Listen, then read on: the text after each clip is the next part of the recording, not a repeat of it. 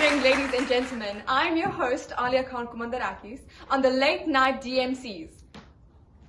Deep, meaningful conversations. Okay, and today in studio I have a very, very special guest. He's one of my personal best friends, an activist, a philanthropist, a realist, and above all, my favorite co-star, Zarek Jetta. Please welcome him to stage. Thank you.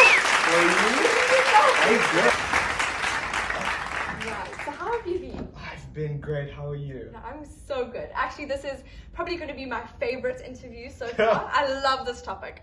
So, for those of you who don't know already and haven't seen our Instagram, Facebook, Twitter webpage, I put out that Zarek is going to be doing an interview for us about the movie Atonement. So for those of you who haven't watched it, please, we are going to be giving a whole lot of spoilers. So yeah, extremely.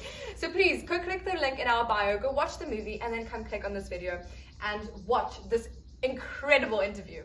Okay, but for those of you who have watched it, but kind of forgotten a little bit about it, Zarek will be giving you a brief introduction and a recap of the movie and what it's all about. But I've put onto my Instagram, my socials, and all of that we're going to be doing this interview, and we were flooded with a whole bunch of comments and questions that we'd like you to answer. So don't feel overwhelmed, don't feel very pressured. I feel very pressured at this moment, I won't lie. No, it's just a normal discussion. Okay. But I have a title for you. Yes. And now this title for the interview is you're going to have to answer it a little bit later in this interview. And I'm guessing you link it to the title. Obviously. Okay. Yes. So the title for us today, and a question that will later be answered, is: how does our perception evolve our reality? Okay. Wow. That is a thought-provoking question. Extremely. I like it. Okay. So let's give us a quick recap, and then we'll get right into the questions. Perfect. So the film Atonement is a sweeping English drama based on the novel by Ian McEwan, and it follows the story of two young lovers, Cecilia Tallis, played by Keira Knightley, and Robbie Turner, played by James McAvoy. And the love story is torn apart by Cecilia's jealous younger sister, Bryony Tallis, played by Saoirse Ronan. The story goes downhill, where all three of them have to face the consequences of Bryony's lies and deception that in turn lead Robbie to imprisonment. But hope blooms for Cecilia and Robbie as they cross paths in World War II. Wow. It's honestly one of the most touching movies I've ever watched. I was in tears. Likewise. No, I didn't cry as much, but it was hectic. It was hectic. Yeah, it was hectic. Okay. Yeah. So I think it's only fair that we get right into the questions. Let's not waste any time. Yeah. The first one is: do you think that Barney atoned for her sins? For Bryony, I think it was self-redemption.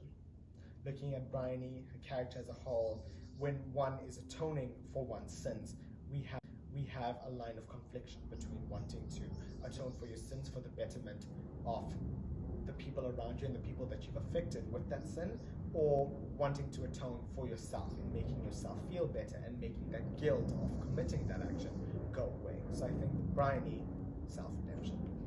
And now, if you look at the way she ended her book, I mean, in the last scene you see the interview where she explains her book and all of that. So looking at the way she ended her book, with Cecilia and Rob having their love story, everything that they've wanted, versus the reality of it where they actually died, it's quite a tragedy. How do you think the ending of her book, do you think she got redemption from it or atoned for her sins through the ending of the book? I mean, just touch on that. I think we don't really know what is real and what is not when we are getting knowledge from Bryony. As a character, I think looking at what she displayed with the ideal love story ending and what she wanted for Cecilia and Robbie would have been something she would have put in her book to maybe, yes, atone for herself, and that although I, in quote, committed these actions, I would give them a happy ending and therefore they would be better off. In a sense of giving herself, again, self-redemption. So I think again, we don't really know what really happened. We don't really know if they died. We don't really know if that love story was actually them and her just writing that and putting that into her book. And a point that actually touches on that is that Bryony has vascular dementia that she mentions. So we don't know what is real and what is not. That's true. Yeah. That's true. So you think the ending of her story, giving them the love story that they've always wanted, was more self-redemption? Yes. And actually, this question is our title. So, do you want me to repeat the title, or do you have it? Okay, I'm going to repeat the title. Okay. The title is, Does Our Perception Revolve Our Reality? And how can you link that to the movie Atonement? I think it 100% does. Our perception is the things that we see, the experiences we see, the events we witness. We take that in, filter that knowledge, and confine it into our theory box, something mentioned by a prominent Nigerian writer that gave a conference way back when I was in high school, and it stuck with me. She talks about a theory box and how our minds have this molded by proven fact and proven theory and societal conditions, societal perspectives and stereotypes, and we mold the thickness of our theory box, which is essentially our paradigm within our minds. So looking at perception and seeing this, Bryony witnessed this event, this slanderous act at that time of Cecilia in wet clothing, standing in front of a boy. This was a traumatic experience for her. She then read the letter. She then saw them in the library, and they were having intercourse. These were three traumatic events that influenced why she committed the acts that she did. And basically, to link it to the title, perception does revolve reality. Because when we perceive something, again, we filter the knowledge, we compress it to understand in linking it to the knowledge that we know today in our theory box. And in doing that, we construct a narrative.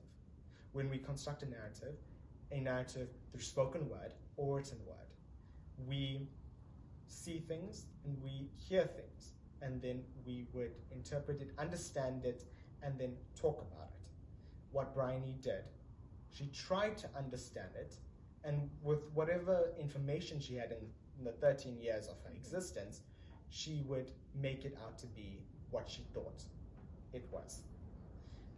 And her perception would create reality in her constructing the narrative, in her saying, quote, I saw him with my own eyes, telling that to the policeman. She didn't see him with her own eyes. She said what she thought she saw and what she wanted to see, again, from her perspective, her perception. Yeah. And obviously this influence of three things she's seen before this, and then Lola getting raped. And she would assume, oh, it's Robbie. Yes. So I think perception does revolve reality, because when we perceive something, we narrate something. And when we narrate things, we bend reality.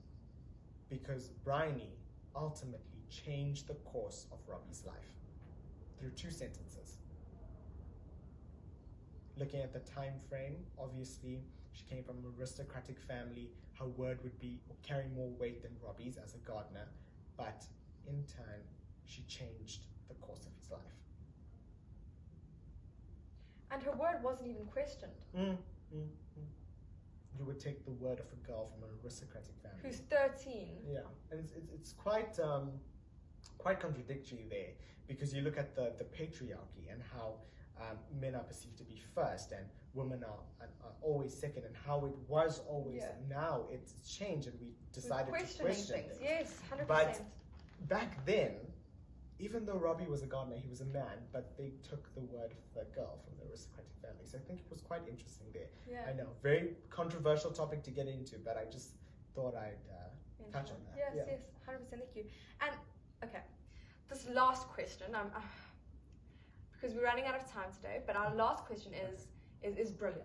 Yes. It's one of my favorite questions we've gotten so far. Okay. And it's about how do you think the concept of freedom and responsibility connect to the atonement? Wow. Okay. I think we have the freedom to perceive, to interpret, and to understand events, experiences, and the things we see in our daily lives. We have that freedom to comprehend that and then present it in the way that we want from our perspective, right? And again, the whole concept with the theory box, we compress it to our understanding, and then we construct a narrative. In saying that, when we have the freedom to do this, we have the responsibility to follow it through. So, Bryony had the freedom to say this, and yet her saying this also led her life down a destructive path. The guilt was absolutely overwhelming, but she had a responsibility to carry this through. Even in her book, she didn't even mention the truth of what actually happened and the destruction that she caused. So in saying that we have a freedom to do certain things, we have a responsibility to follow it through and to execute it and to get into. So I would say it's not the concept of freedom and responsibility, but rather freedom equals responsibility. I could not agree more with everything that you said today. Thank you so much for your time. It has truly been an honor to have you on our show. And thank you so much for dedicating your time to our show tonight. Thank you, I appreciate that. Okay, so thank you for tuning in. And well, I'll see you next week. Goodbye.